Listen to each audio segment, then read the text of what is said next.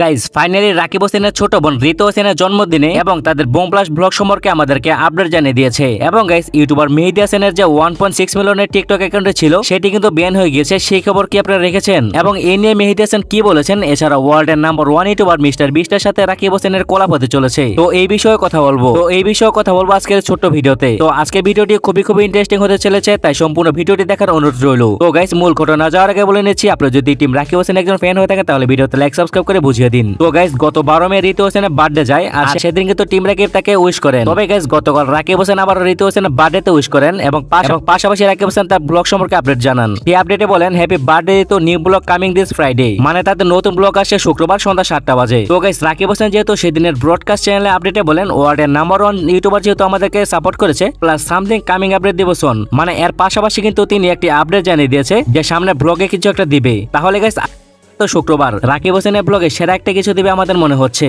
সাথে 15 million special তো রয়েছেই, বুঝতেই তো পারছেন ব্লগটা কেমন হবে। তো যাই হোক, অন্যদিকে কি কেউ খেয়াল করছেন মেহেদী হাসানের 1.6 মিলিয়নের টিকটক অ্যাকাউন্টে ব্যান হয়ে গেছেন। হ্যাঁ গাইস, বিষয়টি জেনে আমাদের কাছে খুবই খারাপ লাগছে। এত শখের আইডিটি কেন ব্যান হলো তা বুঝতে পারছি না। তবে গাইস এই ব্যান হওয়ার বিষয় নিয়ে মেহেদী হাসান কিন্তু আমাদেরকে আপডেট জানায়নি, কারণ মেহেদী হাসান তার নতুন কোম্পানি ডেলিভারি নেওয়া নিয়ে সে এখন ব্যস্ত আছেন। তবে আমরা খুব শীঘ্রই এর আপডেট জানবো, তাই ভিডিওতে লাইক সাবস্ক্রাইব করে রাখুন। তো গাইস এরপর আসি ওয়ার্ল্ডের নাম্বার 1 ইউটিউবার মিস্টার বিস্টের সাথে রাকিব হোসেনের কোলাপ সম্পর্কে। তো গাইস প্রত্যেকটা ইনফ্লুয়েন্সার বা কন্টেন্ট ক্রিয়েটরদের মধ্যে ভালো একটা বন্ডিং তৈরি হলে তারা এমনিতে কোলাপ করে, হোক সেটা দেশ বা বাইরে। তবে ওয়ার্ল্ডের নাম্বার 1 ইউটিউবার যেহেতু রাকিব হোসেন তার ফলো লিস্টে আছেন, তাহলে তাদের মধ্যে কোলাপ হতেও পারে। I am not sure, but Rakib Hossain কিন্তু এই বিষয়ে কিছু জানায়নি। যেহেতু আগামীকাল তাদের ব্লগ আসে, তাহলে মেবি সেখানে কিছু একটা আপডেট জানাবেই। তো আজকের মধ্যে এখানে শেষ করছি, কথা বলবো পরবর্তী আপডেট খবরে। সবাই ভালো থাকবেন, সুস্থ থাকবেন এই প্রত্যাশা করি।